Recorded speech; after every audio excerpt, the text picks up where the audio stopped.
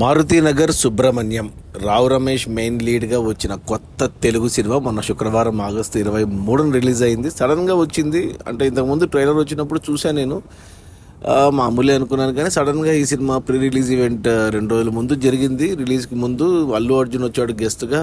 Full hype వచ్చింది ఈ సినిమాకు.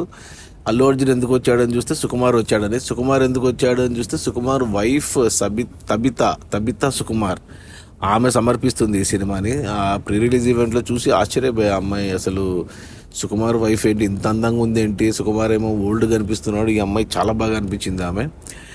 ఇక ఇక సినిమా రిలీజ్ అయింది 2 రోజుల్లో సడన్గా. అంటే మనకు 15 ఆగస్టు వచ్చిన సినిమాలు ఏవి సరిగ్గా ఆడలేదు కాబట్టి వెంటనే అనౌన్స్ చేసి ఈ గ్యాప్లో వచ్చేసారు. సినిమా వచ్చేసి అంటే మనకు రావు రమేష్ మెయిన్ లీడు. రావు రమేష్ మనకు తెలుసు కదా, ఇప్పుడు మన కొత్త బంగారు లోకం, గమ్యము, మగధీర చిన్న చిన్న క్యారెక్టర్లు వేసి అత్తారింటికి దారేదితో ఒక బాగా గుర్తింపు తెచ్చుకున్నాడు. ఈ మధ్య సరిగ్గా రావట్లేదు సినిమాల్లో, చిన్న చిన్న క్యారెక్టర్లు వేస్తున్నాడు మెయిన్ లీడ్గా. సేమ్ వాళ్ళ ఫాదర్ మాదిరే. వాళ్ళ ఫాదర్ రావు గోపాలరావు కూడా ఒకప్పుడు మంచి విలన్ క్యారెక్టర్ ఆర్టిస్ట్. అతను కూడా మెయిన్ లీడ్గా 2 సినిమాలు చేశాడు. ఒకటి మా ఊర్లో శివుడు, ఇంకొకటి రావు గోపాలరావు, ఆయన పేరు మీద ఒక సినిమా వచ్చింది 80sలో. ఇప్పుడు రావు రమేష్ వంతు. ఇక మెయిన్ లీడ్గా చూసుకుంటే ఈ సినిమాలో ఇంకా అంకిత్ కొయ్య అని కొత్త యంగ్ హీరో ఉన్నాడు. అతను మొన్ననే ఆ సినిమాలో హీరో ఫ్రెండ్గా చేశాడు. అతను చూసినప్పుడే అనుకున్నా ఈ పిల్లోడు హీరోగా పనికొస్తాడని. అలాగే ఈ సినిమాలో ఏమంటారు సెకండ్ లీడ్గా చేశాడు హీరో మాది. అతను హీరోయిన్ కూడా పెట్టుకున్నారు. హీరోయిన్ వచ్చేసి మన రమ్య పసుపులేటి అంట. ఆ అమ్మాయి తెలుగు అమ్మాయి, అచ్చ తెలుగు అమ్మాయి. చాలా చిన్నపిల్లలాగా ఉంది, బొద్దుగా ఉంది. ఇక సినిమా విషయానికి వస్తే ఫస్ట్ హాఫ్ వచ్చేసి 1.5 గంట ఉంది. అసలు 1.5 గంట ఉన్నా కానీ 1.5 గంట టైం తెలియలేదు నాకు. అంటే చిన్న సినిమా స్టార్టింగ్లో చిత్తూరు జిల్లా, మన చంద్రగిరి మండలం ఆ టైప్ అని చెప్పారు. సుకుమార్ వాయిస్ ఓవర్లో స్టార్ట్ అయ్యింది. కానీ ఆ బ్యాక్ డ్రాప్ ఎందుకు అవసరం అనిపించలేదు నాకు. ఎందుకంటే సినిమా అంతా హైదరాబాద్లోనే తీశారు, తెలిసిపోతుంది. కొంతమంది తెలంగాణ స్లాంగ్ కూడా వాడుతుంటారు. బట్ సెటప్ ఎందుకు చిత్తూరు అవన్నీ ఎందుకు పెట్టారు, వాటి వల్ల కథకి ఏమన్నా ఉపయోగం అంటే ఏం ఉపయోగం కనపడలేదు నాకు. సరే అది పక్కన పెట్టేసి చాలా చిన్న సినిమా, 6 కోట్ల బడ్జెట్లో తీశారు సినిమాని. తెలిసిపోతుంది. ఇల్లంతా ఒక చిన్న కాలనీ సెట్ లాంటిది వేసుకొని ఇంట్లోనే తీశారు మొత్తము. ఇక రావు రమేష్ మామూలే, మనము చాలా సినిమాలు చూసాము, దీంట్లో ఫుల్ లెంత్ చూసామన్నమాట. అంతే చిన్న పాయింట్, ట్రైలర్ చూసిన వాళ్ళకి అర్థమవుతుంది. చిన్న పాయింట్ పట్టుకొని అంత పెద్ద సినిమాని ఎలా తీస్తారనుకున్నాను. కానీ డైరెక్టరు కొత్త అతను, ఏదో పేరు ఉంది అతనిది, శంకర్ ఏదో ఉంది, అతనే రాసుకున్నాడు, అతనే డైరెక్టరు.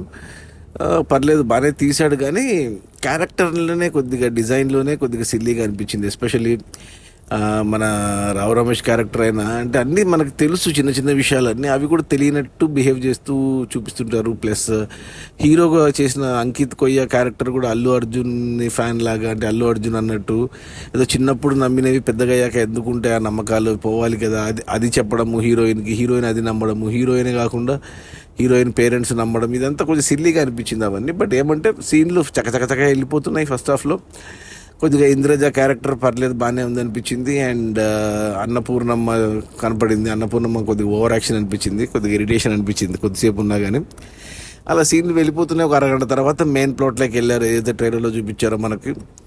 అక్కడి నుంచి అంటే 1.5 గంట పాటు వెళ్ళింది సినిమా. అంటే బోర్ అయితే కొట్టలేదు, అలాగని అబ్బా భలే ఉంది కూడా అనిపించలేదు. ఏదో సీన్లు వస్తున్నాయి పోతున్నాయి.